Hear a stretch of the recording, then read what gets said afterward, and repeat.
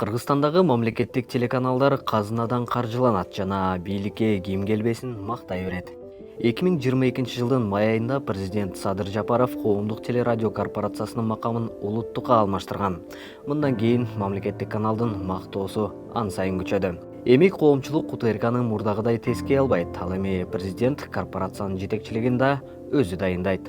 Дал ушул УТРКнын курамына кирген көпчүлүк мамлекеттик теле жана радио каналдары өлкө аймагын толук камтыган эң жеткиликтүү маалымат булагы болуп саналат. Эгер алардын баары такай эле Садыр Жапаров жакшы президент экенин айта беришсе, көпчүлүк кыргызстандыктарда өзүнөн өзү ал мыкты президент деген пикир калыптанат эмеспи? Бул видеонун форматы биздин башка видео материалдардан айырмаланат. Эмне үчүн? ЖМК жана чет элдик тыңчы жөнүндө мыйзамдарды кабыл алынат деп турган шартта биз мамлекет көз карандысыз журналисттерге согуш жарыялады деп турабыз. Ошондуктан клуб кызматкерлеринин жүзүн бийлик үчүн мындай ыңгайсыз видеодо алардын коопсуздугу үчүн көрсөтпөй эле коюуну чечти. Баарыңыздарга салам. Бүгүн мен сиздерге мамлекеттик каналдар кантип президент Садыр Жапаровдун позитивдүү образын түзүп, жайылтып жатканы тууралуу айтып берем. Бул үчүн биздин топ УТРК, Ала Тоо 24 жана ЛТР каналдарынын чыгарылыштарын анализдеп чыкты. Ала Тоо 24 телеканалында Жапаровго арналган өзүнчө телеберүү даярдалууда. Берүүнүн өзү да президент Жапаров деп аталат.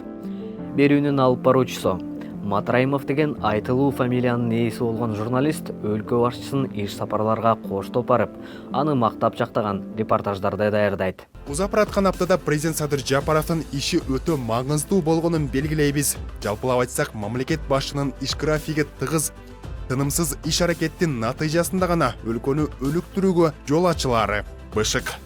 Берүүдө Садыр Жапаровдун эл менен жолугушуулары тууралуу көп айтылат.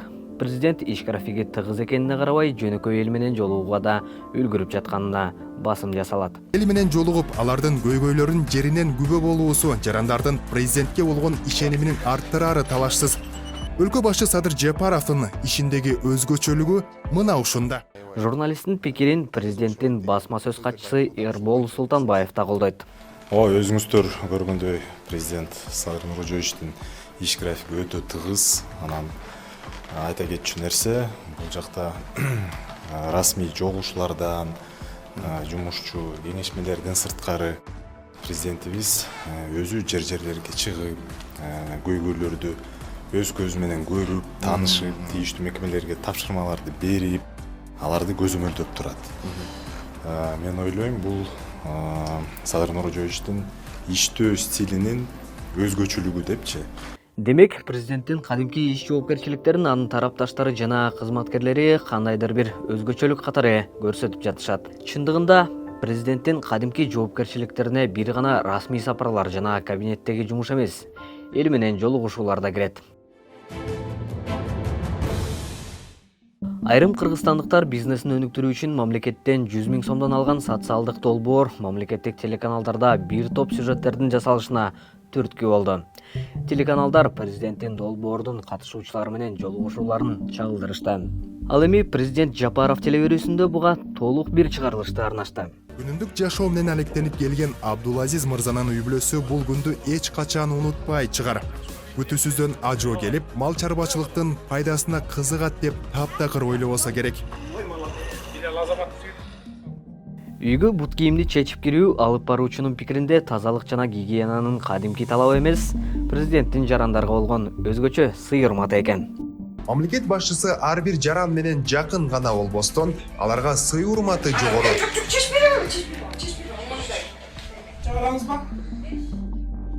Президенттин жарандар менен жолугушуусу мамлекеттик каналдардын жакшы көргөн темасы. Мындай темалардын бири Жапаровдун Бишкекте соттун чечими менен үйү сүрдүрүлүп, 4 баласы менен көчөдө калган Марал Шаболотова менен жолукканы. Аял 2018 жылдан бери аталган жер тилкөө үчүн коңшулары менен соттошуп келгенин, 2022 жылдын октябрында жогорку сот анын коңшусу тарапта болуп, алар келиндин үйүн сүрдүрүп салышканын айтып берген. Бул окуя сот стүйүндөрдө кеңири талкуулана баштаганда Жапаров келинди көчүрүүгө тиешеси барлардын баарын жоопко тартууну тапшырып, Шаболотовага жаңы үй куруп берилген. Албетте, мамлекеттик телеканалдар бул окуяга өзгөчө көп көңүл бурушту. Кыргызстанда мыйзам иштейт экен. Акыйкаттык орноптур деп сүйөнгөн үйдүн ээси Марал аттуу келин көзүнө жаш алып, элибиздин эртеңки келечегине ишенип турганын айтты. Президенттин келерин дагы күткөн эмесмин чындыгында. Анан ушундай биздин ажообуз чындыгында элим деген президентибиз келиптир. Кудайыма миң мертеден шүгүр. Февраль айында Садыр Жапаровдун Кыргызстандын мурдагы президенттери, анын ичинде издөөгө алынган бозгун президент Курманбек Бакиев менен жолукканы тууралуу сөз кылганда, мамлекеттик каналдар президентти айкөл башкаруучу катары көрсөтүүгө аракет кылышты. Ал эми каналга маек берген респонденттер Жапаровду Манаска салыштырып, журт атасы дей коюшту. Мен өзүм эле мурда мамлекеттик кызматтарда иштеп кеткен, саясатка аралашып жүргөн, кадыр барктуу бир нече адамдар телефон чалышып, президенттин ушул кадамы өтө туура болду. Муну жазаштын өзү дагы чоң эрктүүлүк деп айтып атышат да. Когда я работал госсекретарем, мы искали идеологии Осията Манасата. А помните его первые два первые Осията? Это первый, это Айкөлдүк, это великодушие. Второй, это единение народа. Главный принцип нашего Манаса великодушия именно эти два принципа. Поэтому в этом плане, значит, президент Жапаров поступил правильно. Ошол киши таңалып аткандан кийин демек Садыр Жапаровдун бул кылган иши чынында тарыхый мааниге, окуяга ээ, өзүнүн бир журт атасы катары, баягы конституциянын гаранты катары чоң миссияны ушул демилгени аткарды. Ал арада кыргыз коомчулугу президенттердин жолугушуусуна бир бетке эле караган жок. Айрымдары бул Бакиевтерди реабилитациялоого даярдык болушу мүмкүн деп шектенди. Бирок мамлекеттик каналдар албетте аларга микрофон сунган жери жок. Садыр Жапаровдун издөө жарыяланган президенттер менен жолугушуусу адатка айланып бараткандай.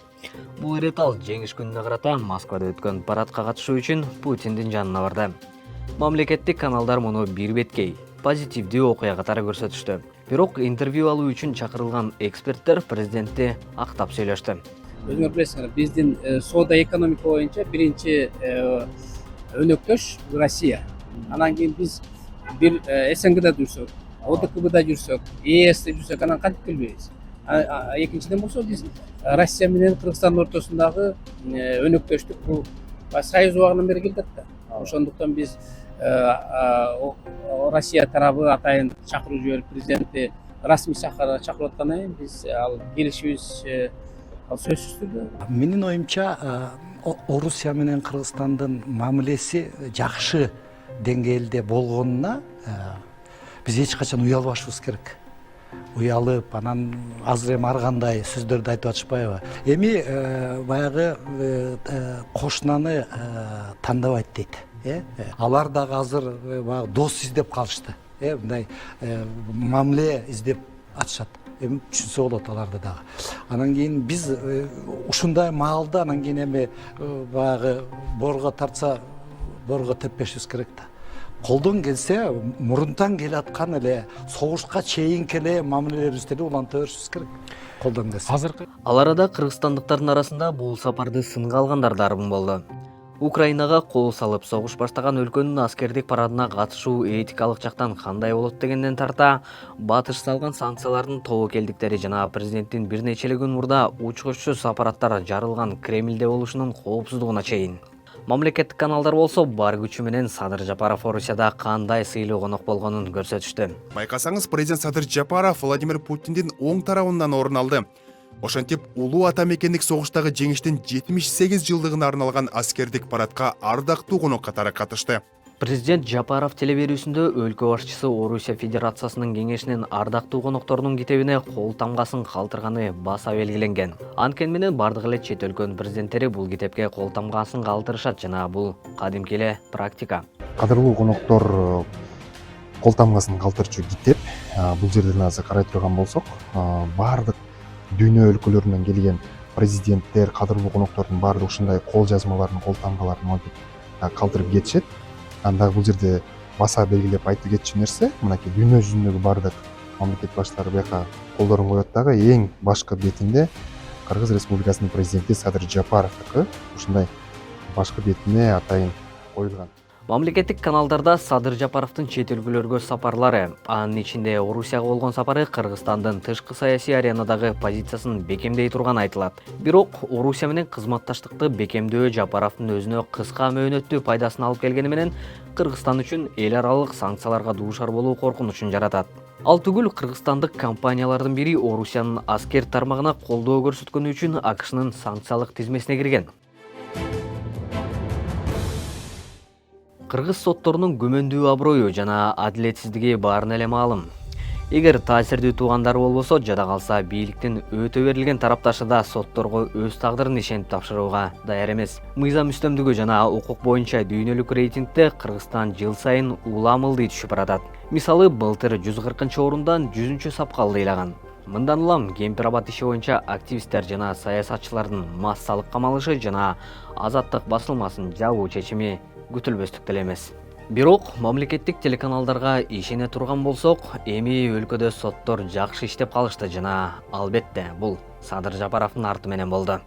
Сот тармагындагы эң башкы маселе буга чейинки эле биринчи көйгөй бул болчу, баягы телефон менен башкаруу дегендей, баягы ак үйдөн көк үйдөн сотторду башкаруу деген. Буга таптакыр тийүү салынды. Бүгүнкү күндө сотторго президент өзү баш болуп, эч бир сот ишине бийлешпейт да. Бийлешпейт, башкаларга да мүмкүнчүлүк бербейт. Президент өзү сотторго өзүнүн жеке телефонун берип, эгерде кимдир бирөө силерге телефон чалып, кайсы бир иштериңер боюнча бийлешсе, мага ушу телефон менен кайрылгыла. Мен ал кишиге өзүм жеке чара көрөм дегенден баштап, бизде сотторго бийлешпейт. Ошондой болгон күндө деле, анткен менен акыркы кездеги чуулгандуу соттук процесстер буга далил боло албайт. Соттордун адилеттүүлүгү сабаттуу иштелип чыккан. Чындап көз карандысыз сот системасы орногондун белгиси эмес. Бир гана кишинин эркинен көз каранды болуп калганын айгинелейт. Андай болсо, иши сотко ашкан ар бир кыргызстандык президенттин чынчылдыгына жана айбердүүлүгүнө үмүт артууга аргасыз болуп калат. Ал эми кийин Жапаровдун ордуна келген ким болбосун бир телефон чалуу менен баарын кайрадан мурдагы абалына алып келип коюшу мүмкүн. Садыр Жапаров каалагандай жаңы конституция түзүп, өлкөнүн жоопкерчилигин өзүнө алып, мамлекеттик кол менен башкаруу болгону ушул. Бир өлкө, бир адамдын жоопкерчилиги. Мамлекеттик каналдарда муну кайталаганды жакшы көрүшөт. Жапаров өлкөдө болуп жаткан бардык нерселер, окуялар үчүн жоопкерчиликти өз мойнуна алды деп көп айтышат. Мурда парламент президентке шылдап, президент өкмөткө шылдап ушинтип баягы эч ким жооп берчү эмес эле да. Азыр мына баарын милдетин президент өзүнүн мойнуна алып, мен ошо жооп берейин деп